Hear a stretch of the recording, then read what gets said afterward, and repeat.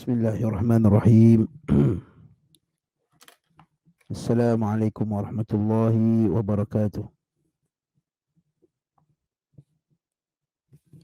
Innal hamdalillah nahmaduhu wa nasta'inuhu wa nastaghfiruh wa na'udzu billahi min shururi anfusina wa min sayyiati a'malina.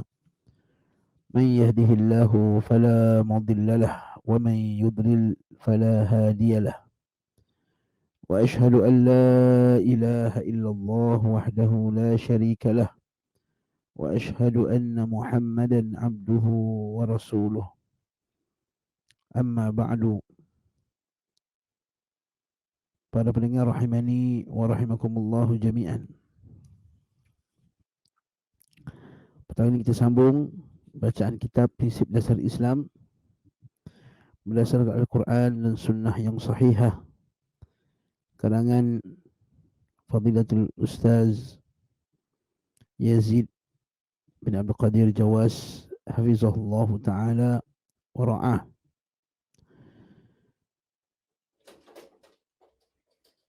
Sambung masih lagi, atau kita baru saja masuk ke dalam bab yang baru, bab yang ke-11. Dasar Islam adalah Al-Quran dan Sunnah yang sahih menurut kefahaman salafus salih. Menurut kefahaman salafus salih. Maksudnya tuan-tuan rahmatullah, tajuk ini nak menjelaskan kepada kita bahawa orang Islam, setiap Muslim yang beriman kepada Allah Azza wa Jalla, sumber agama mereka yang utama adalah Al-Quran, Sunnah menurut kefahaman salafus salih. Al-Quran, Sunnah dan menurut kefahaman salafus salih. Apa yang bukan datang daripada Al-Quran dengan Sunnah Nabi SAW, maka dia bukan sebahagian daripada agama Islam. Kita bukan seperti agama ahli kitab di kalangan Yahudi dan Nasrani, kaum yang dimurkai oleh Allah Subhanahu wa taala dan golongan yang sesat, seperti dalam surah Al-Fatihah.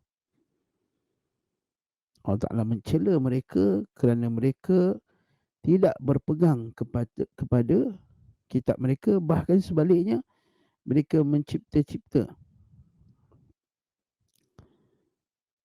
membuat ajaran yang baru dan masukkannya di dalam kitab mereka. Allah Subhanahu wa taala menyebut, fawailul lilladzina yaktubuna alkitaba biaydihim thumma yaquluna hadza min 'indillah liyashtaru bihi thamanan qalila. Kata Allah Subhanahu wa taala, fawailul, wailah, neraka wailah, kebinasaanlah, azablah bagi orang yang yaktubunal kitab,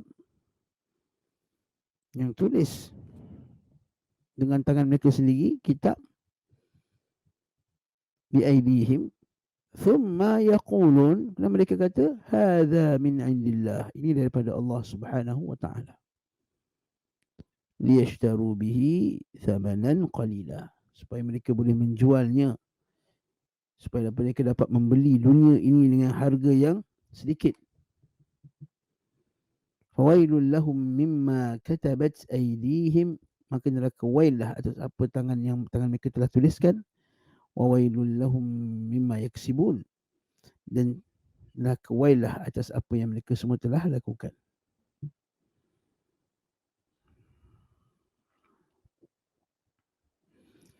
Begitu juga dengan ayat lain, Allah Ta'ala kata, fabima naqdihim mitsaqahum la'annahum waja'alna qulubahum qasiyah yuharrifuna al-kalima 'an mawadhi'ih wa nasu hazzan mimma dzukkiru bih.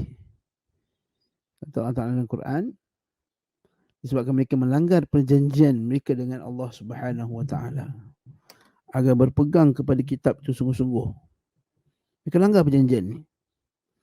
Kemudian apa dia buat? La'annahum, kata Allah, kami laknat mereka. waj'alna qulubahum qasiyah, kami jadikan hati mereka keras, yuharrifuna al-kalima an mawadhi'i, mereka tukar ayat-ayat Allah Subhanahu wa taala. Sebab itulah kita alhamdulillah orang Islam, Allah Subhanahu wa taala telah jadikan kita ni, Islam ni ialah Quran, sunnah dan salafus salih. Bahkan ini disaksikan sendiri oleh musuh-musuh Islam seperti ajaran Syiah. Baru-baru ini tokoh mereka yang utama sekali, okay, menyebut bahawa antara menyebabkan ajaran ahli sunnah itu begitu kukuh dan padu, susah untuk diselewengkan adalah kerana mereka berpegang pada 3 prinsip ini: Al-Quran, sunnah dan juga manhaj salafus salih, iaitu kefahaman berdasarkan kefahaman salafun salih, kefahaman golongan yang awal di kalangan sahabat radhiyallahu taala anhum, kemudian sahabat, kemudian tabi'in, dan kemudian kelompok yang datang selepasnya tabi'in. Ini yang menyebabkan ajaran Islam tidak boleh digoncang, tak boleh diubah, tidak boleh ditukar-tukar, tidak boleh ditafsirkan sesuka hati. Kerana kita ada metodologi, ada manhaj dalam mengambil sumber dalam agama. Bayangkan, kalaulah orang Islam ini dia tak perlu pakai Al-Quran untuk bercakap pasal agama, nescaya mereka akan menggunakan akal mereka sendiri, lalu menisbahkan kepada agama. Mereka akan pakai adat nenek moyang, lalu nisbahkan kepada agama. Lalu undang-undang yang dibuat oleh pemerintah, dia nisbahkan kepada agama.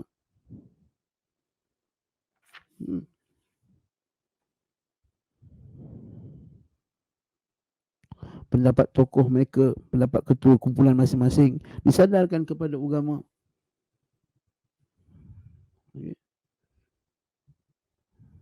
Apa jadi pada agama ni? Cacah merbak. Biasalah dia, kerana tidak pegang. Betul Allah dalam Quran, wa'tasimu bihablillahi jami'an wa la tafarraqu. Berpeganglah kamu kepada tali Allah, iaitu Al-Quran, wala tafarraqu, dan jangan berpecah belah dalam masalah ni, iaitu jangan berpecah belah di atas bersatu, iaitu jangan berpecah belah daripada bersatu di atas Al-Quran dan hadis Nabi SAW. Ini penyatu kita. Kalau kita berselisih macam mana pun, kitab rujukan tertinggi Al-Quran, kemudian hadis Nabi SAW. Nabi kata, taraktu fikum amrayni lan tadillu abada ma in tamasaktum bihima. Aku telah tinggalkan kepada kamu selepasku amrayni, 2 benda, lan tadillu abada, kamu takkan sesat selama-lamanya, ma in tamasaktum bihima, selagi mana kamu berpegang kepada 2 benda ni, kitabullah wa sunnatu rasulih sallallahu alaihi wasallam, kitabullah dan sunnah Nabi sallallahu alaihi wasallam.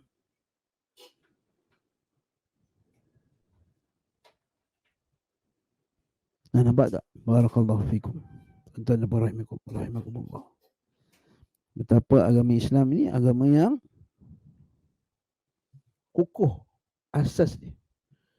Kemudian Al-Quran dan Sunnah, macam nak tafsirkannya? Ikut tafsiran siapa? Ikut kefahaman siapa? Jadi kat sini pula sumber kefahaman. Tadi sumber hukum, sumber nak ambil. Kemudian macam mana cara nak faham sumber tu pula?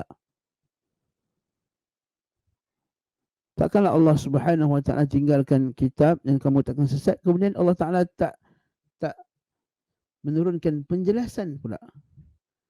Tidak menjelaskan. Mustahil.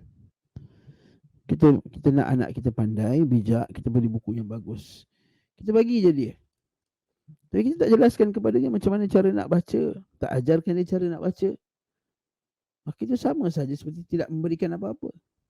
Seperti memberi bunga kepada si sangkara, dia tidak menghargainya. Dia bagi Al-Quran ke anaknya, tapi dia tidak ajarkan Al-Quran, kan? ayah dia bagus, beli Quran mahal, Quran yang mahal seperti zaman sekarang kan, macam-macam jenis Quran. Kemudian dia bagi, kemudian dia tak hantar anak di kelas mengaji Quran, tidak ajarkan anak dia macam mana nak baca Al-Quran. Itu juga barakallahu fikum. Allah Subhanahu wa taala takkanlah, tidak mungkin, mustahil, bahkan bertentangan dengan kebijaksanaan Allah Subhanahu wa taala, bertentangan dengan kasih sayang, sifat maha kasih sayangnya, sifat maha pengasih, maha pemurah, maha mengetahui, apabila dia turunkan Al-Quran, dia hantarkan Rasul untuk mengajarkan sunnah Nabi SAW, kemudian dia tak tunjukkan kepada kita macam mana cara nak faham Quran dengan sunnah tadi. Jadi Allah Ta'ala jelaskan bahawa cara nak faham Quran dengan sunnah ialah dengan kefahaman sahabat radhiyallahu ta'ala anhum. Apa dalilnya? Ini dalil yang kita sedang baca sebelum ni. As-sabiquna al-awwaluna minal muhajirin wal ansar walladzina ittaba'uuhum bi ihsan radhiyallahu anhum wa radu an. Ini kita sambung tak lagi tuan-tuan? Ayat 190, muka surat 195 daripada buku cetakan saya ni. Dalil-dalil dari as-sunnah yang bahawa kita kena ikut salaf. Dalil dari as-sunnah. Sebelum ni daripada Al-Quran. Jadi dalil dari as-sunnah yang bahawa kita kena ikut manhaj salaf. Surat 195 dari Abdullah bin Mas'ud radhiyallahu anhu. Abu Abdurrahman Abdullah bin Mas'ud, sahabi jalil, faqih min fuqaha as-sahabah, di kalangan sahabat yang fuqaha, yang faqih, bahkan dia juga guru Al-Quran. Ia mengatakan Rasulullah sallallahu alaihi wasallam bersabda, khairun nasi qarni thumma alladhina yalunahum thumma alladhina yalunahum thumma yaji'u qaumun tasbiqu shahadatu ahadihim yaminahu wa yaminuhu shahadatahu. Sebaik-baik manusia, nampak tu, khairun nas, sebaik-baik manusia adalah orang-orang yang berada di kurunku ini, generasiku ini. Qarni maksudnya generasiku ini. Jadi siapa yang bersama dengan Nabi SAW ketika Nabi masih hidup? Iaitu para sahabat radhiyallahu ta'ala anhum. Para sahabat. Jadi Nabi kata sebaik-baik manusia ialah yang hidup bersama dengan aku sekarang. Qarni, generasiku, my batch. Siapa dia? Sahabat lah. Siapa? Sebab sahabat. Apa maksud sahabat? Sahabat ialah orang yang berjumpa dengan Nabi sallallahu alaihi wasallam. Man laqiyan nabiyya sallallahu alaihi wasallam, siapa yang sempat jumpa Nabi sallallahu alaihi wasallam, mu'minan bihi, beriman dengannya, wa mata 'alal Islam, dan mati di atas Islam. Man laqiyan nabiyya sallallahu alaihi wasallam, siapa yang sempat jumpa ni. Sahabat tu apa dia tuan-tuan? Yang mungkin yang biasa dengar kuliah, mungkin dia dah biasa dengar ini ulang kaji, tapi yang pertama kali dengar, yang mula-mula nak belajar, maka dia kena faham. Kita nak jelaskan bahawa maksud sahabat ialah siapa yang berjumpa dengan Nabi SAW. Tak seperti nampak, sebab ada sahabat yang buta. Siapa yang jumpa Nabi SAW, mu'minan bihi, dia beriman dengan Nabi SAW, wa mata 'alal Islam, dan mati dalam Islam. Maksudnya apa? Sahabat ni lah orang yang sempat jumpa Nabi, kemudian dia beriman dengan Nabi, kemudian mati dalam Islam. Itu sahabat. Di Nabi dia sebut dalam hadis ni, hadis Sahih Bukhari ni, mutawatir pula hadis ni. Nabi kata sebaik-baik manusia, dan biar kita faham, bila Nabi sebut sebaik-baik manusia ni, adakah sebaik-baik dari segi keduniaan? Tidak. Apakah sebaik-baik manusia dari segi harta? Tidak. Jadi bila sebut sebaik-baik manusia, semestinya Nabi merujuk kepada sebaik-baik manusia dari segi agama, dari segi berpegang kepada agama ini, dari segi memahami agama ini dan berpegang kepada agama ini. Jadi khairun nasi, sebaik-baik manusia ialah qarni, orang yang berada di kurunku pada masaku ini, generasiku ini. Kemudian siapa? Thummal ladzina yalunahum, kemudian yang datang selepas mereka. Siapa yang datang selepas sahabat? Yang inilah yang kita panggil generasi, kita panggil apa dia? Generasi tabi'in. Ini kita panggil generasi apa? Generasi tabi'in. Waalaikumsalam warahmatullahi wabarakatuh. Apa generasi tabi'in? Generasi tabi'in ni apa dia? Generasi tabi'in ialah orang yang sempat berjumpa dengan sahabat radhiyallahu ta'ala anhum dan mati di atas Islam. Dan mati di atas Islam. Orang yang sempat jumpa Nabi SAW dan mati dalam Islam. Siapa nak tanya soalan boleh tanya terus dalam komen. Saya akan jawab terus. Okey. Kita jawab terus soalan. Sebab saya pun pandang skrin je ni. Saya tak tahu ada orang ketak depan saya ni kan. Jadi bila ada soal jawab, interaksi, saya rasa bersemangat sikit lah. Saya rasa tak mengantuk kan. Naam. Jadi tabi'in ialah generasi yang datang selepas sahabat. Kemudian Nabi kata apa? Thummal ladzina yalunahum, kemudian yang datang sesudahnya. Lepas tu pula, lepas tabi'in. Siapa lepas tabi'in? Yang ni kita panggil tabi'in. Tabi'in. Atba'ut tabi'in. Tabi'in. Maksud tabi'in iaitu orang yang datang selepas tabi'in pula. Di takrifan dia apa tabi'in, iaitu orang yang belajar dengan tabi'in, yang sempat jumpa tabi'in, yang belajar dengannya dan mati dalam Islam.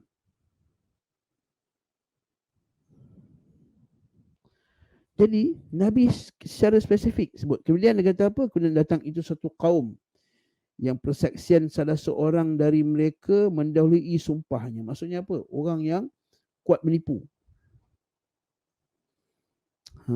Persaksiannya mendahului sumpahnya. Dan sumpahnya mendahului persaksian. Maksudnya apa? Dia menipu. Dia banyak sumpah.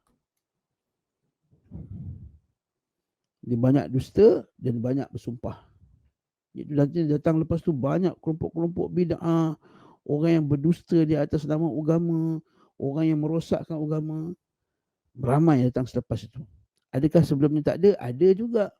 Tapi lepas tu lebih ramai. Kenapa? Sebab 3 generasi terbaik. Mereka ni jaga agama dengan betul-betul. Tak nak ada penyelewengan sikit pun. Lihat pada zaman Abu Bakar As-Siddiq radhiyallahu ta'ala anhum. Kan? Datangnya Nabi palsu. Abu Bakar As-Siddiq perangi dia. Tak ada bagi can langsung. Datang orang tak nak bayar zakat. Enggan untuk mengeluarkan zakat. Bukan kerana kedekut, tapi menentang hukum zakat. Nabi hantar pasukan, Nabi pula, Abu Bakar As-Siddiq hantar pasukan untuk menghancurkan mereka.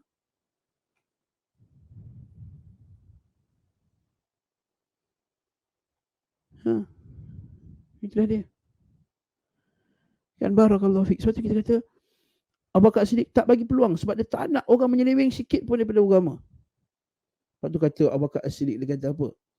Lau mana'uni iqalan, kalau mereka ini menghalang aku daripada mengambil tali kekang unta pun, tali nak ikat unta pun, yang dahulu mereka pernah memberinya kepada Nabi SAW sebagai zakat, aku akan perang mereka. Nampak? Walaupun kerana tali unta sebab menentang hukum zakat, Abu Bakar As-Siddiq lawan dia. Masuk zaman Umar Al-Khattab radhiyallahu anhu. Begitu juga Abu Khattab begitu tegas dalam mempertahankan ajaran Islam yang murni ni, manhaj salafun salih. Dia datangnya seorang lelaki nama dia Subair Al-Assal, membawa syubhat-syubhat, bawa kekeliruan agama pada zaman Umar Al-Khattab. Umar Al-Khattab buat apa? Umar Al-Khattab pukul dia, tangkap dia, pukul dia dan pulaukan dia dan perintahkan semua manusia memulaukan dia. Imam Syafi'i kata apa? Hukumku kepada ahlul kalam. Itu orang yang membincang agama ni dengan pendapat-pendapat semata-mata. Tak ada dalil. Seperti mana Umar Al-Khattab, hukum Umar Al-Khattab kepada Subaih. Dia pukul dan dia ditawafkan ke seluruh kampung.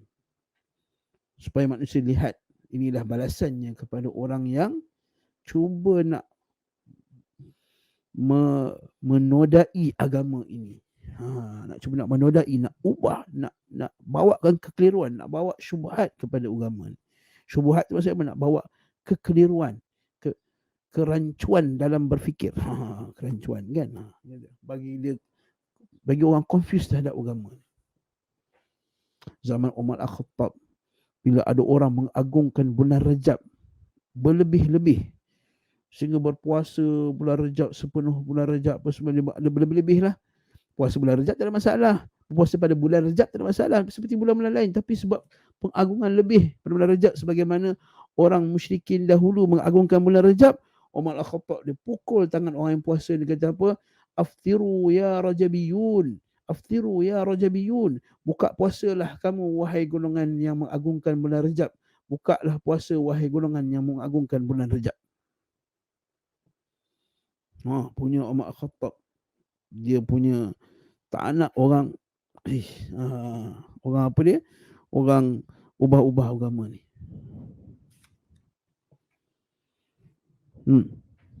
Sampai zaman Uthman bin Affan, kita tahu kelompok yang menyeleweng, sehingga Uthman bin Affan dibunuh. Kemudian zaman Ali bin Abi Talib. Zaman Ali bin Abi Talib berperang dengan kelompok Khawarij.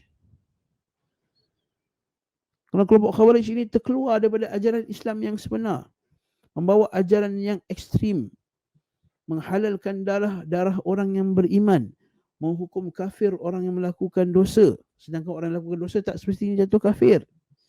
Dia hukum kafir orang yang lakukan dosa. Mereka ni Khawarij ni bunuh orang Islam. Lalu Ali bin Abi Talib pergi perang dengan mereka ni Khawarij ni. Sehingga Ali kata tidak ada satu peperangan yang aku paling bangga aku menyertainya seperti mana kebanggaanku aku ikut perang Khawarij ni. Sebab Nabi kata kelompok yang paling benar itu akan menghancurkan kelompok Khawarij ni. Itu Ali bin Abi Talib.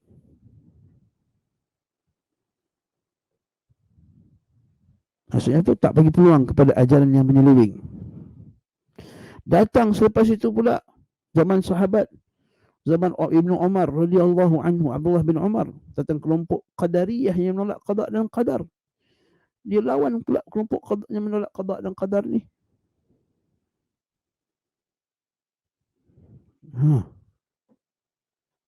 Sebab tu kita kata para sahabat ini seumpama penjaga langit. Nabi kata. Lepas tu Nabi kata apa? Ashabi kan nujum. Sahabatku seperti bintang.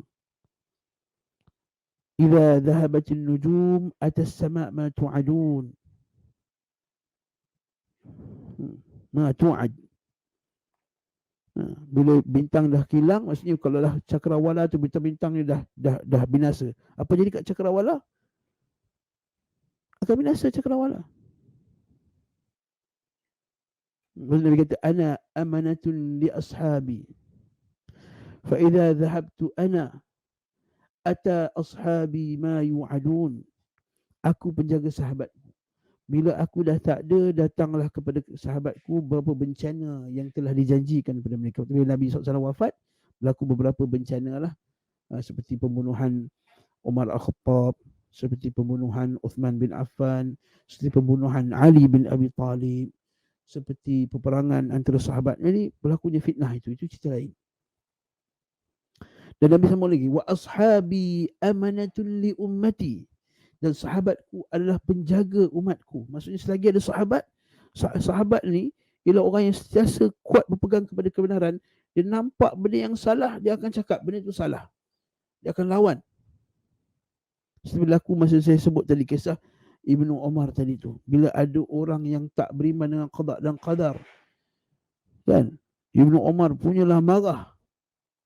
Dia kata, demi Allah, orang tak percaya pada qada dan qadar ni, Allah Ta'ala takkan terima amalannya walaupun sebesar gunung, sedekah dia walaupun sebesar gunung Uhud.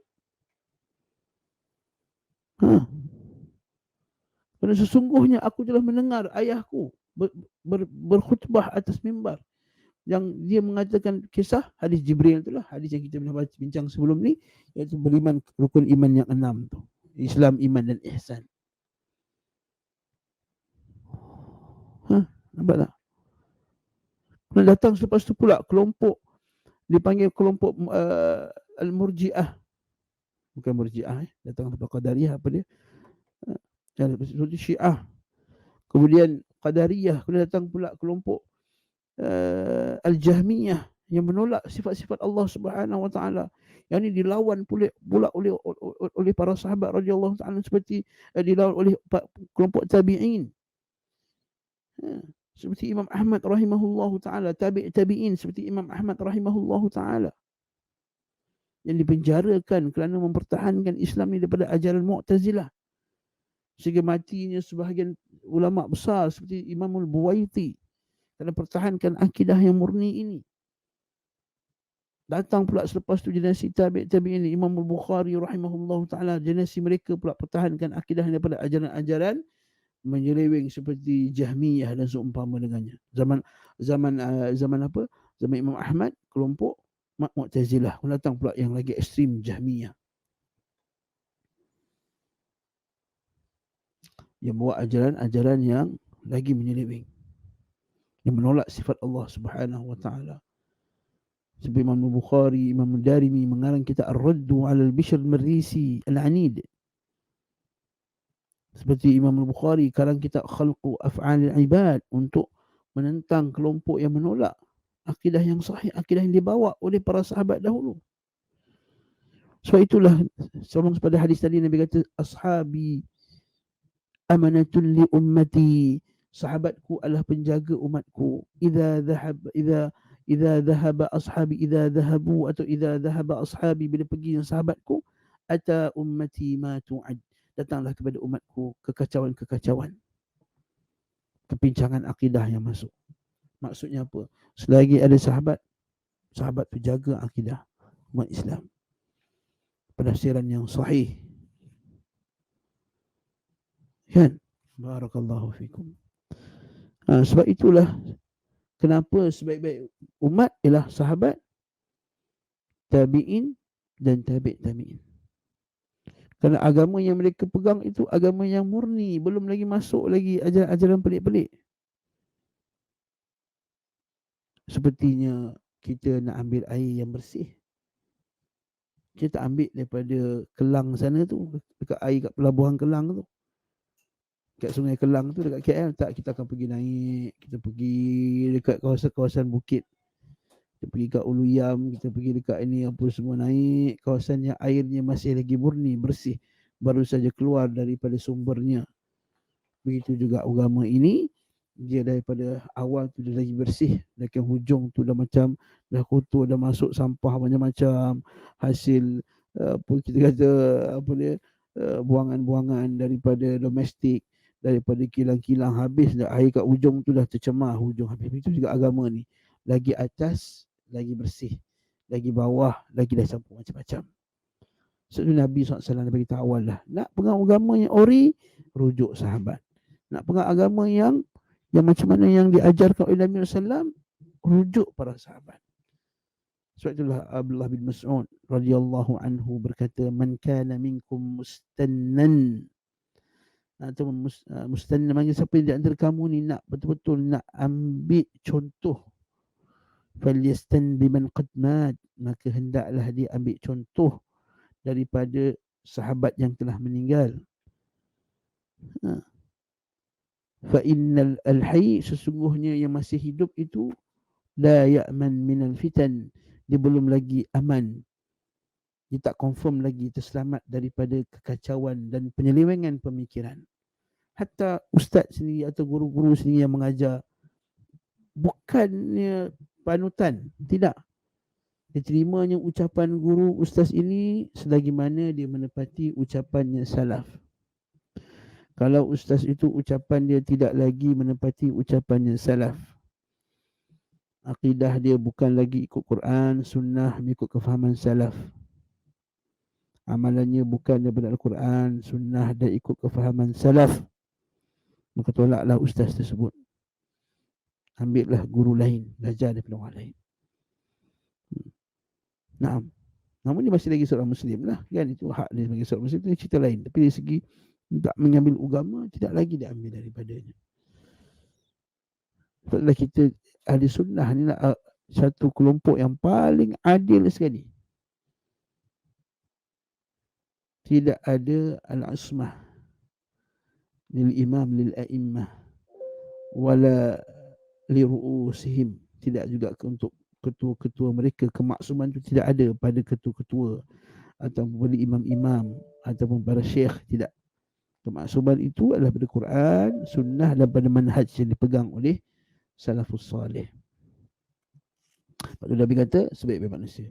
Dalam hadis ini Rasulullah, kita sambung baca, dalam hadis ini Rasulullah mengatakan tentang kebaikan mereka yang merupakan sebaik-baik manusia serta keutamaannya. Sedangkan perkataan sebaik-baik manusia iaitu tentang akidahnya, nampak? Manhajnya, akhlaknya, dakwahnya dan lain-lainnya. Nanti kita akan tanam. Kita nak orang yang datang mengaji kitab kita ni sekarang ni, belajar ni, dalam kepalanya lepas ni kata yang terbaik sahabat. Akhlak terbaik, akhlak siapa? Sahabat.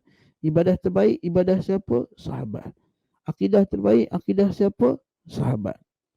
Manhaj yang terbaik, manhaj siapa? Manhaj sahabat. Kalau kita tanam ni dalam kepala kita awal-awal, insya-Allah lepas ni segala bentuk syubhat, insya-Allah mudah kita nak hadapi. Saya bagi satu contoh senang je. Bila ada orang dibagi satu jenis selawat. Selawat ni diajar oleh siapa? Selawat ni diajar oleh tok guru kami. Dia keturunan Nabi yang ke-48, dia kata. Datang daripada Morocco contohnya. Dia ajar satu selawat yang kita tak pernah dengar lah selawat ni. Kemudian kita ambil lagi satu selawat. Selawat tu daripada riwayat daripada para sahabat radhiyallahu taala anhum. Nak ambil yang mana? Nak ambil daripada selawat yang orang yang zaman sekarang yang dakwa dia keturunan Nabi tadi, dengan ataupun selawat yang diriwayatkan daripada Abdullah bin Mas'ud, diriwayatkan daripada Jabir bin Abdullah, daripada sahabat radhiyallahu taala anhum, daripada Ibnu Abbas. Mana satu nak ambil? Kalau orang dia tak faham apa yang kita belajar sekarang, dia tak belajar apa yang kita belajar sekarang, iaitu sahabat yang terbaik. Khairun nasi qarni, sebaik-baik manusia itu ialah kurunku, sahabat. Baik dari segi manhaj, akidah, akhlak, ibadah. Maka kita kata, tak apalah, dia punya selawat tadi tu, Tok Syekh tadi tu daripada Morocco ke, daripada mana-mana ke, itu kita letak tepi, kita KIV dulu. Tak apa, kita tak tepi. Saya nak pakai yang ni dulu, yang para sahabat riwayatkan daripada Nabi SAW dulu. Itu maksudnya dia dah faham. Sahabat terbaik. Kan? Kita tengok. Contohnya sayang Nabi SAW. Sayang Nabi SAW, kita kata, cara satu kelompok sayang Nabi ialah dengan dia main gendang. Ya Nabi, Assalamualaikum. Dia main gendang. Dia buat konsert. Konsert sayang Nabi. Kita tengok pula sahabat sayang Nabi macam mana. Belajar hadis, datang kuliah hadis, hafal hadis, sebarkan hadis, pertahankan hadis. Mereka kata Nabi SAW mengajar kami mengajarkan kami tasyahud sebagaimana Nabi mengajarkan kami Al-Quran. Riwayat Nabi SAW, para sahabat dahulu mengajarkan sirah Nabi kepada anak-anak mereka sebagaimana mereka mengajarkan surah daripada Al-Quran. Jadi kita bersungguh-sungguh nak ajar anak kita sirah, hafal kitab, hafal matan, hafal hadis-hadis berkaitan dengan. Jadi kita bandingkan. Nah, ini cara sahabat, ini cara orang zaman sekarang sayang Nabi. Sekali lagi, khairun nasi qarni, thumma alladhina yalunahum, thumma alladhina yalunahum. Sebaik-baik manusia ialah sahabatku. Maka kita berkata tak apalah, dia pun nak buat konsert, buatlah. Tapi saya nak ikut cara sahabat sayang Nabi, Cara sahabat saya Nabi bukan nyanyi-nyanyi, bukan buat konsert, bukan berlari-lari, bukan melompat-lompat, bukan campur lelaki perempuan, bukan berarak bawa bunga mangga. Sayang Nabi berarak bawa bunga mangga. Itu bukan sayang Nabi SAW. Bagi saya lah itu bukan cara sahabat sayang Nabi. Awak nak buat-buatlah, tak apalah itu. Tapi saya nak ikut cara sahabat Nabi sayang Nabi SAW. Ada tak sahabat Nabi setiap kali birthday Nabi, mereka angkat bunga mangga berjalan daripada Masjid Nabawi ke Masjid Quba contohnya, selawat ramai-ramai macam tu. Itu wallahu alam. Kalau ada, saya ikut. Wallahi demi Allah, kalau ada lah para sahabat buat macam tu, kita akan buat lagi hebat daripada apa yang orang zaman sekarang buat.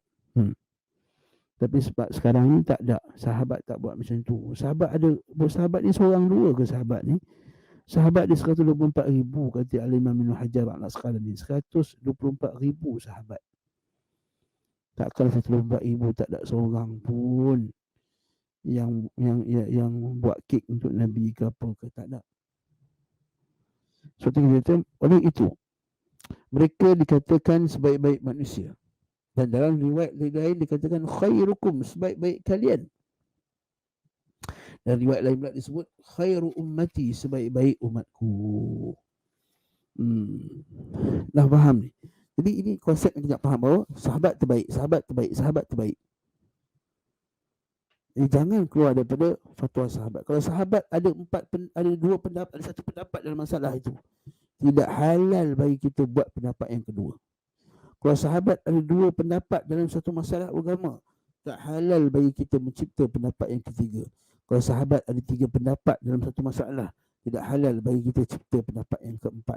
Jangan keluar daripada sahabat punya kefahaman terhadap agama ini.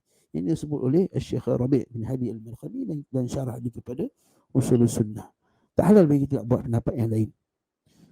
Kalau sahabat berbeza pendapat, kita pun berbeza pendapat. Kalau sahabat tak berbeza pendapat, sepakat ijma' dalam satu masalah, maka kita pun ijma' sepakat dalam satu masalah tersebut. Tidak halal bagi kita untuk berbeza dengan para sahabat radhiyallahu ta'ala anhum ajma'in.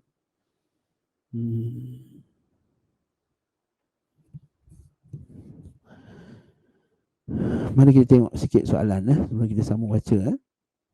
Kata salam, bila amalan salafus salih digunakan sebagai nas, contoh maulid Nabi tidak diamalkan oleh salafus salih, bila kita boleh gunakan amalan salafus salih sebagai nas? Kita gunakan amalan salafus salih sebagai dalam semua perkara.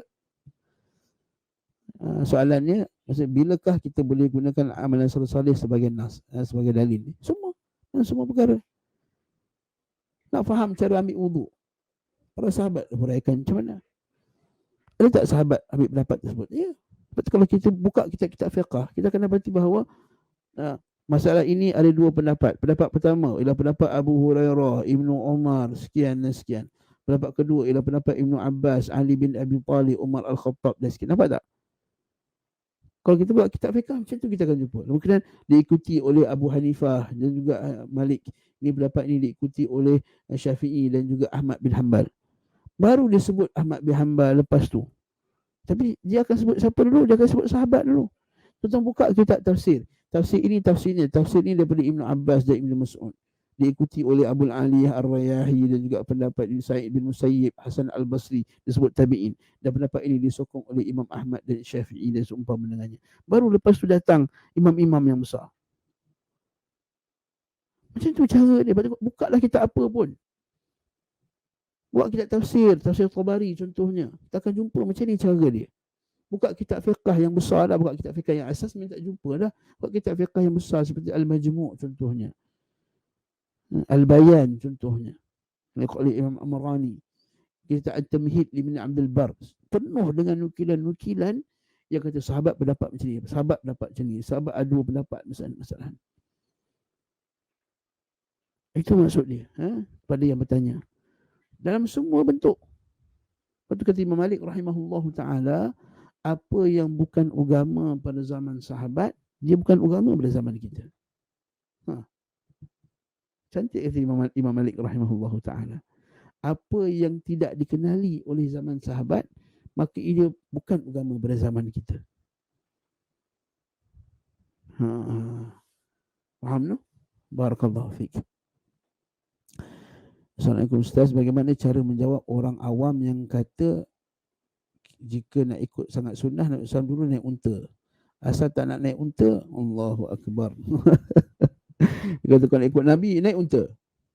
Barakallahu fiik. Nabi SAW yang Nabi suruh ikut dia tu ialah ikut dia dalam cara hidup dia.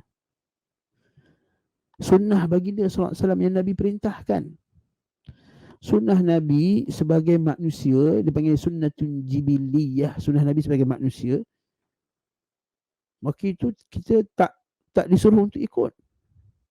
Contohnya Nabi SAW pakai selipar, masa tu selipar zaman selipar orang Rom. Pakai baju Yaman, suhuliyatul yamaniyah, kain tu. Ada maksud kita kena pakai kain tu juga? Tak. Tapi yang Nabi suruh ikut tu cara beragama dia. Cara beragama dia, cara manhaj beragama. Itu maksudnya apa yang Nabi suruh ikut. Okey? Nabi tak suruh ikut Nabi cara apa? Dan kita ni kalau nak ikut, katakanlah kalau nak naik unta pun naiklah unta, tak ada masalah.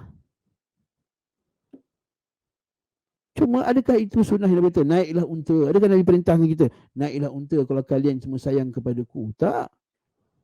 Tak ada dalil kata macam tu. Bahkan sebaliknya. Namanya ma khuyira an-nabiy sallallahu alaihi wasallam baina amrayn illa ikhtara aisarahuma ma lam yakun tidaklah Nabi diberi pilihan antara dua perkara melainkan Nabi akan daripada perkara dunia, melainkan Nabi akan pilih yang mana lebih mudah selagi mana yang tidak bermaksiat kepada Allah Subhanahu wa taala. Sekarang ni naik unta dengan naik kereta mana lagi mudah? Naik kereta lagi mudah. Bila kita naik kereta itulah ikut sunnah. Sebab Nabi tidak memilih antara dua perkara, melainkan Nabi akan pilih mana yang lebih mudah. Sebab tu orang yang cakap ni dia tak tahu apa dia ni tak betul. Maksudnya tak belajar lah sunnah. Belajar sunnah dia akan pilih naik kereta. Kalau dia mengajar sunnah, dia kata, kenapa saya naik kereta? Sebab saya ikut sunnah Nabi. Bukan Nabi naik unta ke? Sebab masa zaman Nabi unta tu kenderaan yang paling mudah. Kalau jadi Nabi sangat, kau pakai slipper masa zaman Nabi tu. Itu juga. Nabi SAW dia pakai, kalau kita baca sirah Nabi Syama'il, Nabi pakai apa jenis slipper kasut pada zaman dia, semua Nabi pakai. Bagaimana tidak bertentangan dengan syarak.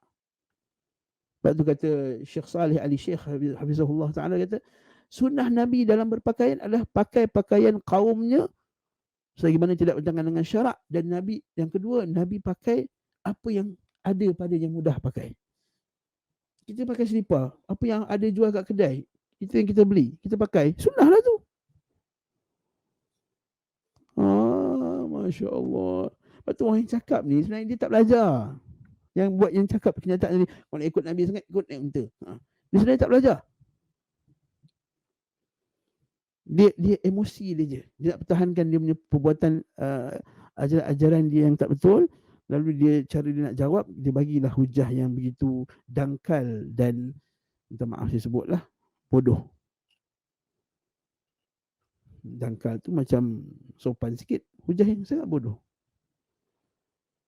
Orang tu pakai jubah 24 jam. Nabi pakai pakaian kaumnya. Takkan Nabi pakai t-shirt? Maksudnya t-shirt pun tak ada lagi. Baca dalam kitab Syama'il, baca dalam kitab Zadul Ma'ad. Nabi SAW kadang-kadang Nabi pakai jubah yang besar, kadang-kadang Nabi pakai jubah yang sempit, kadang-kadang Nabi pakai jubah lengan pendek, kadang-kadang Nabi pakai jubah tak ada lengan macam ni. Kadang-kadang Nabi pakai macam pakaian ihram, kadang-kadang Nabi pakai jubah yang ada satu lubang yang masuk kedua kiri kanan. Kadang-kadang Nabi pakai 2 pieces of cloth, atas dengan bawah, izar warida. Kadang-kadang Nabi pakai satu jenis pakaian saja. Bila Syekh Salih Ali Syekh Ibn Qayyim dia komentar pada perkataan Ibn Qayyim dan Zadul Ma'ad, dia kata dia menunjukkan bahawa Nabi pakai mana yang mudah. Orang bagi dia kain Yaman, Nabi pakai kain Yaman. Orang bagi kain Syam, dia pakai kain Syam. Orang Mesir, Raja Muqawqis bagi Nabi baju jubah, dia pakai jubah Raja Mesir. Sebagaimana tidak bertentangan dengan agama Islam. Itu sunnah. Atau kalau Melayu pakai baju Melayu, pakai kain dekat, sunnah. Sunnah. Sebab apa? Sebab dia pakai pakaian kaum je. Nabi tak suka pakaian syuhrah, pakaian pelik. Kan, pakai suban sampai 5 kilo punya suban besar macam tu. Jalan. Mesti orang kata, ya apa benda dia pakai ni? Ha, ya Allah.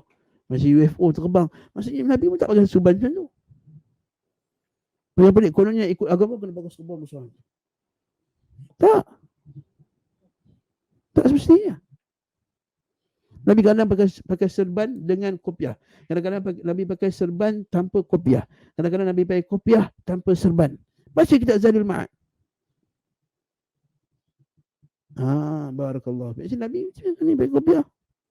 Cuba Nabi orang Arab. Dan bagi orang Arab, bila nak memuliakan sesuatu majlis, dia akan pakai pakaian yang paling sempurna. Dan pakai paling sempurna bagi orang Arab ialah dengan pakai serban, pakai jubah cantik, putih, elok. Dan kalau kita nak ikut benda tersebut kerana kecintaan Nabi SAW, tidak ada masalah. Bahkan moga-moga diberi ganjaran. Seperti mana sebagian sahabat radhiyallahu ta'ala anhum pada asalnya tak suka sebahagian makanan. Apabila mereka mengetahui bahawa Nabi SAW suka makanan tersebut, mereka ubah pendapat mereka. Sekarang aku suka. Tak silap ana Jabir bin Abdullah Al-Ansari. Dia tak suka tharid. Tharid ni satu bubur yang ada campuran roti apa semua sikit. Bila makan tharid, dia asalnya aku tak suka tharid. Dia kata, Rasulullah SAW suka tharid lah. Oh ya ke Rasulullah SAW suka? Aku sekarang suka tharid. Maksudnya dia suka kerana faktor Nabi SAW cintakan benda tersebut, maka dia pun cinta. Nah, terjawab tak soalan yang kita naik unta, yang tak naik unta ni? Sebenarnya mereka tak ikut Nabi SAW. Mereka sebenarnya nak cari mubarrir, iaitu nak untuk justify perbuatan mereka tak ikut sunnah. So dia kata, kalau kau nak ikut Nabi sangat, kau naiklah unta. Sebab apa? Sebab aku tak ikut Nabi dalam ibadah. Sedangkan yang Nabi suruh itu dalam ibadah. Man amila amalan laysa alaihi amruna fahuwa raddun. Siapa yang buat satu amalan tak macam yang kami tunjukkan, fahuwa raddun, tertolak. Mana kamu nak campakkan hadis ni? Barakallahu fiik. Okey? Selesai. Apa hukum investment gold? Ini saya tak jawab lah. Ini kena tanya mufti. Apa hukum investment gold ni? Bukannya bidang saya nak jawab. Daripada sebahagian kita meyakini bahawa Allah berada di atas arasy, tapi ada yang meyakini bahawa Allah berada di mana-mana dan mengumpulkan dalil surah Al-Qaf ayat 16, Al-Hadid 14. Mohon pencerahan Ustaz. Saya tak nak jawab secara detail di masalah ni. Puan yang bertanya, tadi kita letak kaedah. Dalil kita apa dia? Satu, Al-Quran. Yang kedua, hadis. Yang ketiga, as-sahabah radhiyallahu ta'ala. Orang nak bawa dalil, dia boleh bawa 1001 dalil. Okey, tapi tanya balik, apakah dalil kamu tu supported by hadis? Dan juga ada tak salaf di kalangan sahabat dan tabi'in faham ayat tersebut macam mana kamu faham?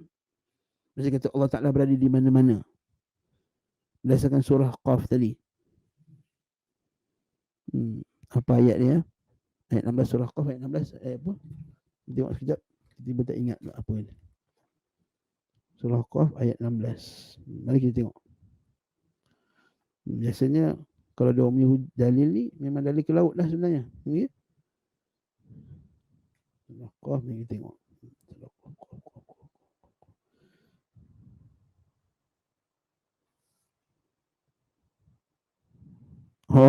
Wa nahnu aqrabu ilaihi min hablil warid idh yatalaqal mutalaq. Wa nahnu aqrabu ilaihi min hablil, kami lebih dekat dengannya daripada urat ni. Urat tengkuk ni. Saya tanya Allah Ta'ala kat sini ke?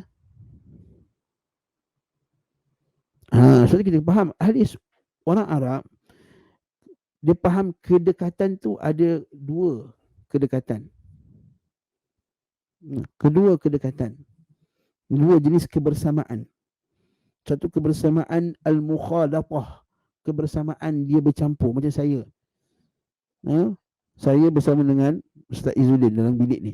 Saya bersama dengan dia sebab kami bercampur dalam satu bilik, berada di satu bilik. Tapi ada satu lagi dia panggil kebersamaan, iaitu kebersamaan al-ilmu wa ta'yidu wa nusrah, kebersamaan, iaitu Allah Ta'ala sentiasa menyokong, bantu dan memberikan sokongan. Itu maksudnya Allah Ta'ala bersama.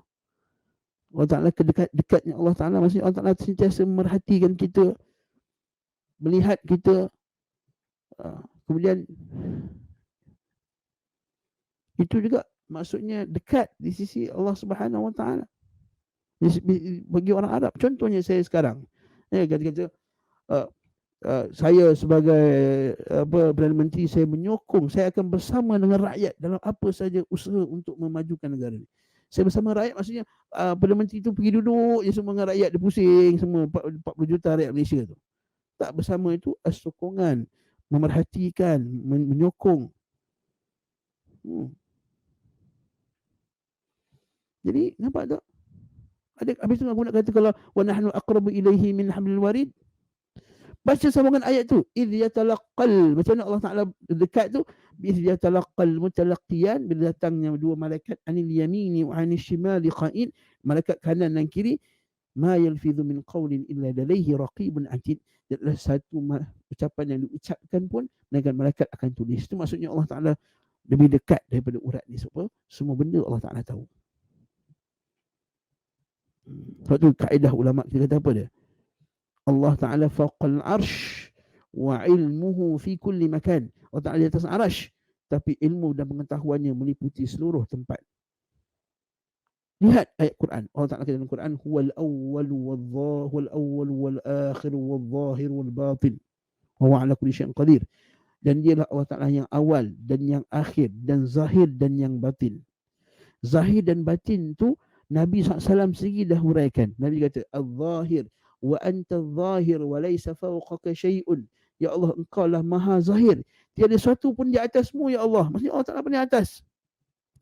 Wa antal batin, dan engkau lah ya Allah, engkau ni maha batin, yang tahu semua batin-batin manusia. Wa laysa dunaka syai'un, tak ada sesuatu pun yang terlepas daripada engkau. Itu maksudnya Allah Ta'ala tu bersama dengan kita. Tak ada sesuatu pun terlepas daripada Allah Ta'ala. Jadi yang kedua, itu jawapan saya. Yang kedua, bagi satu ucapan salaf yang gunakan ayat tadi menunjukkan bahawa Allah Ta'ala berada di mana-mana. Bawakan Ali ke, Uthman ke, Ibn Abbas ke, Ibn Mas'ud ke, Imam Syafi'i ke, Imam Ahmad ke, tak ada. Paling hebat pun dia boleh buat satu riwayat daripada Ali bin Abi Talib. Siapa kata Allah Ta'ala di atas, diliputi oleh empat kanan atas, kanan kiri, bawah, maka dia telah kafir, kata Ali bin Abi Talib. Riwayat itu daripada kitab Syiah, ataupun tak ada sanad langsung. Dia kata daripada kitab Ithafus Sadatil Muttaqin bi syarhi apa kitab apa? Ihya Ulumuddin, syarah kepada Ihya Ulumuddin. Tanpa sanad. Bila saya tanya orang tu, kata, dia ada sanad am, Ibn Hajar ada sanad am. Ya akhi, apa faedah ada sanad am? Kita nak sanad khas. Sanad riwayat hadis tu. Apa tujuannya sanad? Kalau dapat sanad am kitab Ihya Ulumuddin. Tak, kita ada sanad yang khusus berkenaan riwayat tersebut supaya kita boleh cek. Itu cerita lain. Okey, jadi yang bertanya tadi, kena tanya soalan tadi tu perlu soalan yang khusus, tapi saya jawab berdasarkan kuliah kita. Kuliah kita apa dia? Manhaj ahli sunnah itu Quran, sunnah, salaf.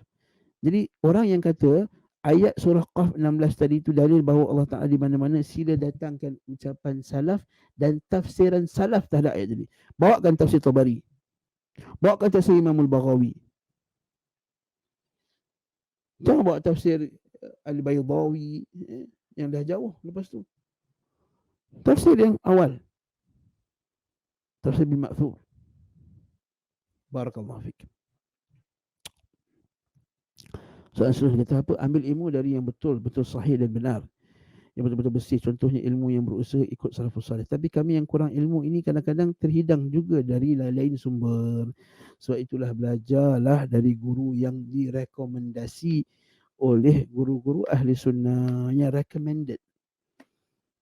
Kata Imam Al-Bukhari rahimahullahu ta'ala, aku ada 1000 guru, dan semua guru aku tu kata iman itu qaul wa amal. Maksudnya semua guru aku kata akidah dia bersih, maksudnya akidah dia sahih, akidah ahli sunnah.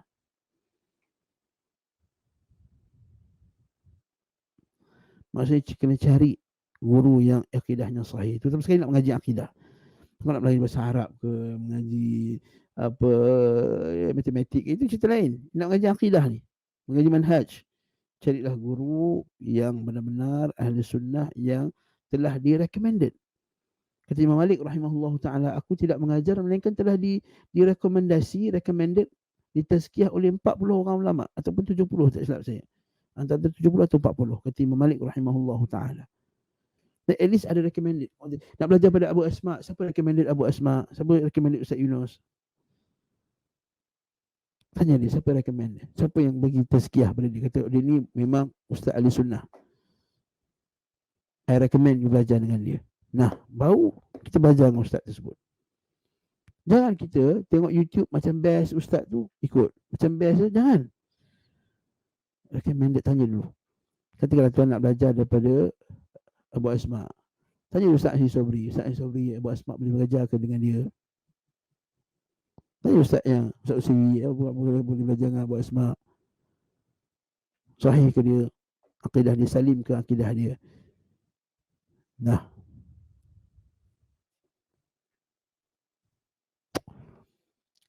hujah yang biasa soalan seterusnya, jangan gaduh-gaduh pasal selawat. Janji kita selawat banyak-banyak. Haram ke kalau selawat Jibril, selawat Tafrijiyah? Apa jawapan Ustaz? Kita bukan, kita bukan nak gaduh siapa yang selawat. Cuma saya nak kata, kita kena tanam dalam kepala kita ni, apakah selawat yang terbaik? Saya tanya, yang selawat ni, adakah umur kamu panjang? Yang kamu nak ambil yang kurang baik? Yang kedua, lafaznya mulia, lafaz Nabi SAW ajarkan selawat dengan lafaznya Tok Syekh. Saya tanya, mana lagi baik? Cuba jawab dengan apa? Dengan begitu ikhlas, di lubuk hati. Tak boleh jawab dekat komen lah. Siapa punya selawat lagi bagus? Mesti selawat Nabi SAW. Dan kita tanya balik, adakah sanggup kamu nak tukar benda yang berharga dengan benda yang lebih kurang berharga? Kualiti dia A, tukar kualiti yang D. Tak sanggup kan? Tak nak, betul tak? Tak siapa. Allah Ta'ala dalam Quran, qala atastabdiluna alladhi huwa adna billadhi huwa khair. Bila kaum Nabi Musa, kan dia keluar daripada Mesir, tak ada makanan. Lalu Allah Ta'ala bagi mereka al-man wa salwa. Turun dari langit al-man wa salwa ni. Allah Ta'ala bagi special, hantar al-man wa salwa. Apa kata Bani Israel? Oh, boring lah, asyik manna wa salwa, manna wa salwa, manna wa salwa, boring.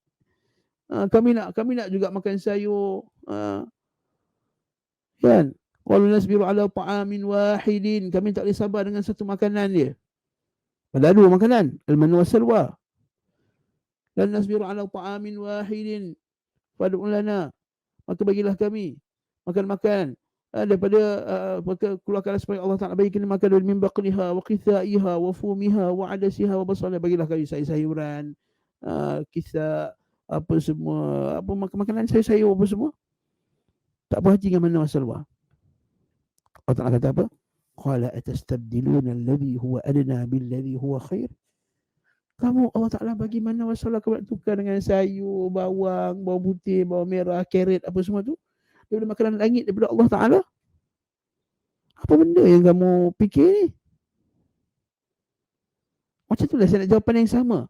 Adakah kamu boring dengan selawat Nabi SAW sampai kamu nak reka selawat lain?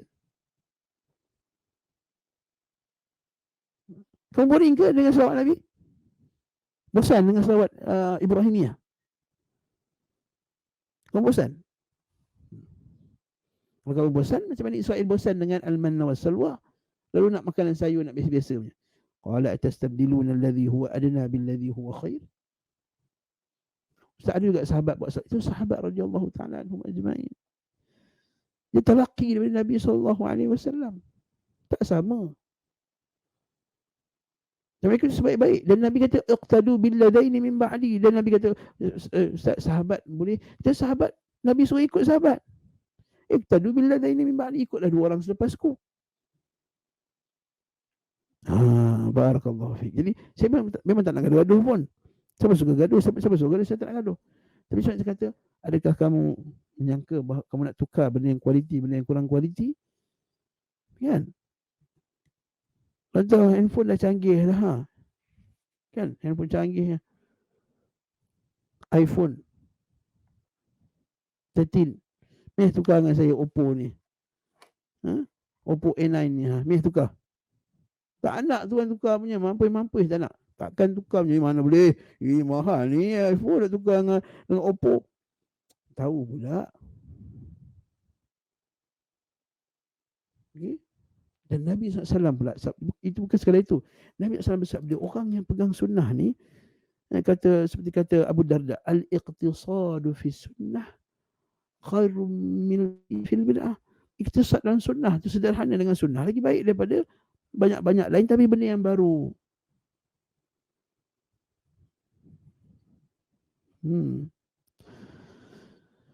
Siapa yang layak untuk tafsir Quran, yang layak mentadabbur Quran, apakah hukum tafsir, apakah hukum tadabbur? Sunnah ruwayah. Hukumnya, siapa yang layak tafsir Quran? Ahli para ulama yang layak tafsir Quran. Bukan kita yang tafsir Quran. Kita hanya membaca tafsir Quran. Siapa yang tak cukup alat untuk jadi tafsir, tak faham bahasa Arab ke, dah faham ke, pertama faham bahasa Arab, itu yang paling basic lah.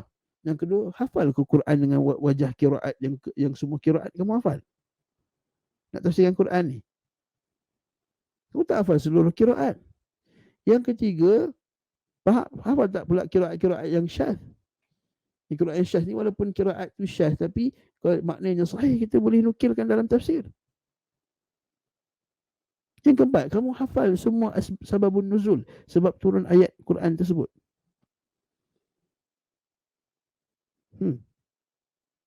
Kamu yang kelima, kamu hafal nasah dan mansukh, mana ayat dan mansukh, mana ayat yang nasikh. Yang keenam, kamu tahu mana ayat yang am, mana ayat yang khas. Yang ketujuh, kamu tahu mana ayat yang mutlak, mana ayat yang muqayyad.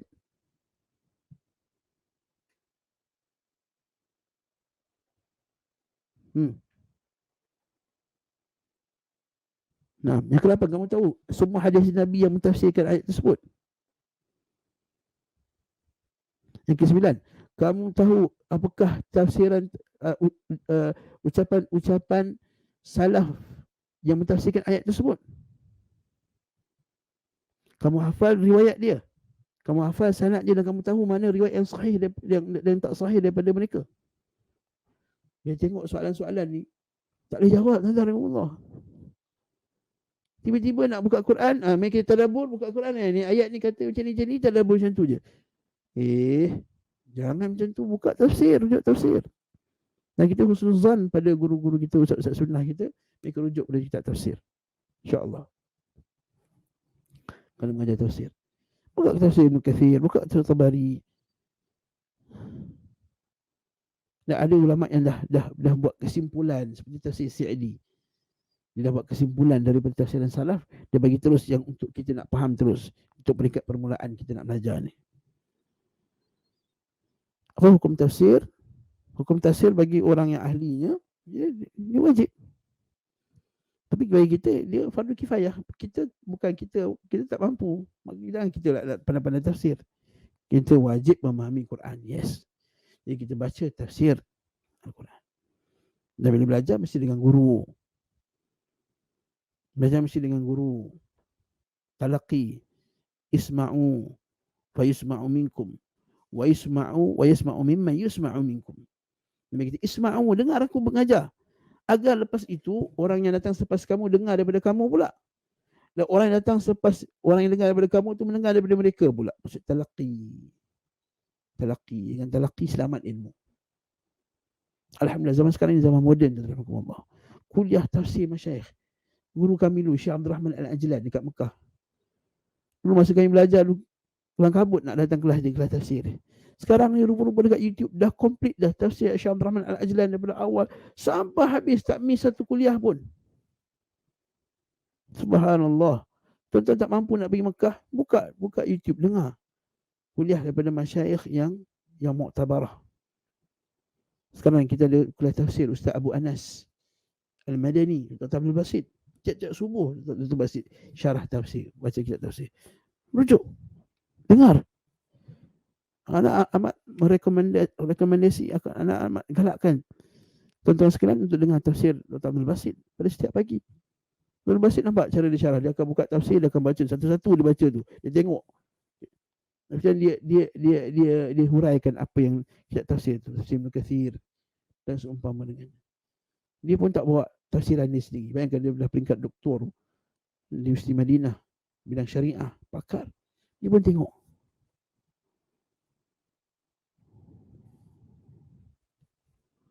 Barakallahu fik. Kata, Ustaz saya faham Ustaz tapi tak tahu macam nak jawab. Tak payah jawab lah. Kita tak disuruh untuk menjawab. Tak disuruh untuk menjawab. Penjaga nak melariskan produk sekarang kod ayat Quran. Contoh ayat Nabi ramai yang berusaha kata saya terima sanadnya. Itu. Tuan-tuan Allah, modal sanad nak jual agama pakai sanad ni ialah semenjak zaman dulu lagi. Bukan zaman sekarang ni. Dia panggil sariqul hadis. Allah Imam panggil sariqul hadis. Dia nak lariskan hadis dia, dia sariq. Dia ambil hadis-hadis palsu, kemudian dia ambil sanad Imam Bukhari, pop, dia tampal kat hadis palsu dia. Wah, ya Allah, sanadnya sahih daripada ni, daripada ni. Rupanya sariqul hadis. Dia ambil sanad sahih, dia tampal kat hadis palsu. Orang awam ke faham pun, hadis qala haddatsana al-Humaidi, telah mengatakan Humaidi, qala haddatsana al-Waqi, daripada Waqi, qala haddatsana Sufyan, daripada Sufyan. Memanglah, masya-Allah sanad dia Waqi Sufyan, rupanya sanad lain dia pergi campurkan. Memanglah boleh. Jadi saya tak setuju betul orang yang dia lariskan doa-doanya dengan kemudian bagi sanad. Jadi cukuplah dengan apa yang diajarkan. Allah barakallahu fik.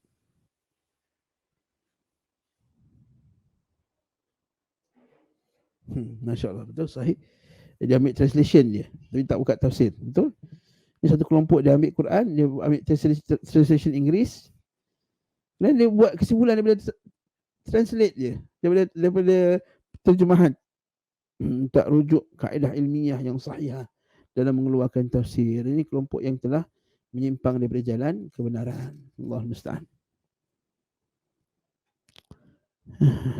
Saya bolehkah jelaskan urutan dalam belajar Al-Quran, hafal, baca, belajar tafsir, bahasa Arab, tadabbur dan amal? Dia sebenarnya bukan turutan, Allah. Kalau umur kita baru 10 tahun, 7 tahun, yes, kita buat ikut turutan. Maksudnya mula-mula belajar mengaji dulu, lepas tu hafal. Lepas hafal, baru belajar faham pula, belajar fiqah apa semua. Lepas tu belajar pula qiraat, kemudian belajar pula. Itu kalau umur puan-puan ni 7 tahun. Kan? Sebab ada satu soalan kepada Syekh Husaimi, dia baca, ya Syekh, umur aku dah belas, aku dah agak dewasa. Dan aku selalu dalam dilema, nak hafal Quran ke nak hafal matan? Matan maksudnya ilmu-ilmu lain lah, fiqah, hadis apa semua. Maka aku selalu dilema nak buat macam mana dulu. Kata Syekh, kalau kamu muda lagi, fi bidayati talabil ilm, pada umur 9 tahun, 8 tahun, ya hafal Quran dulu. Itu lagi bagus. Hafal Quran, misalnya dalam Quran, baru masuk benda-benda lain. Tapi kalau kamu dah dewasa, dah balik sekarang, yang ada taklif, yang kita ni dah wajib, dah betulkan akidah, kena solat, kena zakat, kena puasa, kena haji, tak boleh dia ikut turutan macam tu. Dah kena kejar dah. Kalau tak pandai mengaji, pergi kelas mengaji, pada masa sama pergi kelas fiqah, pada masa sama pergi kelas akidah, pada masa sama pergi kelas tazkiyatun nafs. Dah cukup tu dulu. Harfiah tu kemudian dulu. Harfiah lah, apa benda semua tu dulu. Yang penting betulkan akidah dulu. Sebab besok lusa nak mati ni. Akidah tak betul kan, jumpa dengan Allah Ta'ala, nanti tak lepas. Fiqah pula, ni nak sembahyang kejap lagi ni, asal nak sembahyang ni. Maghrib kan nak salat. Kita dah dewasa. Maka kita kena belajar salat. Fardu ain dulu. Belajar sikit tunas, belajar dulu yang asas-asas. Itu seperti buang sifat sifat-sifat yang mazmumah, yang asas-asas seperti tamak, khianat, hasad apa semua. Belajar 3 ni dulu. Fokus 3 ni dulu. Okay. Tak perlu nak banyak sangat kelas tuan-tuan Allah. Banyak sangat kelas apa ni? Kelas Nahu, Sarah, Arfiah apa semua. Tunggu dulu. Selesai satu ni. Dah settle yang ni, baru kita seterusnya. Dia bukan mesti kena turutan-turutan. Turutan-turutan tu kalau kita ni peringkat kecil. Ya, ikut dia lah menghafal Quran, lepas hafal Quran, kita belajar sekian, sekian, sekian, sekian. Ada turutan, ada silibus. Itu kena datang madrasah lah. Madrasah kami lah, Madrasah Baitur Rahmah ada dia punya sistem dia, ada dia punya silibus yang kena ikut. Tapi kalau kita sebagai anak jadi seorang Muslim mukmin, belajar dulu yang fardu ain sambil belajar kelas Quran. Hari Isnin datang kelas Quran. Ajak ustaz datang, ustazah datang, ustaz, ustazah datang kelas saya, rumah saya 2 minggu sekali, 2 kali seminggu, ajar Quran. Baca Quran. Ajar Iqra dulu. Terus kena hari Rabu datang kelas akidah, Ustaz Asri. Okey, hari Khamis datang kelas fiqh. Kan? Hari Jumaat datang kelas tazkiyatun nafs. Hari Sabtu datang kelas tafsir. Tengok tafsir-tafsir yang asas. Tafsir Qul Ahad, Qul bil Falaq, Qul bin Nas. Dah. InsyaAllah. Jadi sebagai seorang Muslim, insyaAllah kita akan nampak. Jangan belajar asas dulu. Jangan nak pergi belajar kitab-kitab besar tu. Allahu Akbar. La ilaha illallah. Kan? Belajar asas-asas dulu. Asas akidah. Kelas akidah asas. Sekarang Ustaz Abdul Aziz ada kelas fiqh asas. Ustaz Aziz Sobri ada kelas fiqh asas. Safinatul Najah. Ustaz saya hari Rabu pagi tadi kan. Atau Selasa. Ustaz Abdul Aziz pula hari Khamis dia buat matan Zubat, kelas fiqh ayat asas. Bagus. Cari pula kelas tafsir juzuk 30. Cari dulu yang asas dulu. Qullahu ahad, wa bil falaq, mu'awwizaitain. Qisarul mufassal, bagi tafsir qisarul mufassal yang pendek-pendek dulu. Belajar ni dulu. Okey. Berjanji itu lain dulu. Qiraat, sabar qiraat pun kemudian betulkan ni dulu. Lepas tu apa lagi? Nahwu yang tinggi itu nanti dulu. Settlekan yang asas dulu. Kita dah settle satu baru kita naik satu ilmu, baru kita nampak peningkatan ilmu yang baik. Ada pun mula kena hafal dulu, baru baca, kemudian tafsir, kemudian tadabbur dan amal, terus amal. Belajar akidah, terus amal. Hari ni dah belajar kitab ni. Terus amal. Lepas ni Al-Quran Sunnah Salaf. Okey. Tak ada salaf? No. Aku tak amalkan, aku tak nak buat. Dalam bab agama. Ada pun dalam bab dunia, tak ada masalah. Dalam bab dunia tak ada masalah.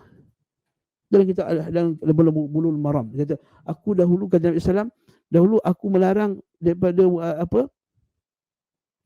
lelaki menjimak dengan isteri ketika mengandung. Qul fa nadartu ila Faris war Rum fahum yughiruna auladahum. Aku melihat kepada golongan Faris dan Rum, dan mereka menjimak isteri mereka ketika isteri mereka mengandung dan tak ada apa mudarat. Maka ketika itu aku kata tak ada masalah untuk menjimak dengan isteri pada bulan ketika mereka dalam keadaan mengandung. Pada asalnya Nabi macam tak berminat. Nabi tak apa nak macam tak apa suka orang berjimak dengan isteri ketika isteri sedang mengandung. Dan Nabi kata aku melihat pada Parsi dan Rom. Sedangkan dalam hadis lain Nabi kata kamu akan ikut selangkah demi selangkah Parsi dengan Rom. Kalau mereka masuk lubang biawak pun kamu di lubang biawak. Kalau mereka berjimak dengan mak mereka pun kamu akan berjimak dengan mak mereka. Dalam satu hadis Nabi cela orang ikut Parsi dengan Rom. Tapi dalam bab ni Nabi kata ikut Parsi dengan Rom. Ini bab dunia. Maksudnya bab dunia boleh. Orang putih pakai laptop, kita pakai laptop. Dia pakai live stream ni, Amerika punya produk. Pakai live stream, Zoom ni, Amerika punya produk. Kita pakai Zoom. Dah. Tak ada masalah. Sebab itu masalah duniawi. Ada masalah agama, na'am. Akidah. Cara sayang Nabi sama birthday. Itu caranya Kristian. Sambut hari kematian pula. Itu caranya Kristian. Good Friday. Nah. Jadi, barakallahu fiik. Saya cukup lah kot nak jawab macam tu kan. InsyaAllah kita jumpa lagi dah dalam kuliah akan datang. Bismillah ta'ala. Okay. Ada soalan ni seronok sikit. Kita baca kan. Tak boleh mengantuk kelas ni. Okay. Barakallahu fiik. InsyaAllah tuan kita akan jumpa lagi. Bismillah ta'ala. Dalam kuliah akan datang. Ada sebagian orang dia kata, sebagian ustaz ni mengajar kat Zoom je. Ustaz Zoom tu, Ustaz Salafi Zoom. Dia kata, ya akhil karim, Zoom ke apa saja jalan untuk menyampaikan dakwah, itu adalah jalan dakwah. Berapa ramai orang jadi dapat sunnah melalui Zoom dan juga live stream macam ni. Wallahi, wallahi demi Allah, kalau Nabi SAW ada zaman Nabi misi ni, saya Nabi akan gunakan untuk sampaikan dakwah. Mereka Nabi gunakan segala cara. Sampaikan surat, Nabi tulis surat. Hantar orang, Nabi hantar orang. Ceramah, Nabi ceramah. Bagi tazkirah, Nabi bagi tazkirah. Ziarah, Nabi ziarah. Okay. Jadi jangan kepada ustaz-ustaz, jangan yang lain, jangan terpedayalah dengan yang rasa rendah-rendah, jangan rasa terhina dengan seorang kata Ustaz Zoom. Salah Ustaz Zoom, bila Ustaz bidah. Bila Ustaz Zoom, dia pula disebut Ustaz Salafi Zoom. Alhamdulillah, at least kamu kata kami Salafi. Barakallahu fikum wa jazakumullah khairah. Sallallahu ala Muhammad wa ala alihi wa sahbihi wasallam. Walhamdulillahirabbil alamin. Assalamualaikum warahmatullahi wabarakatuh.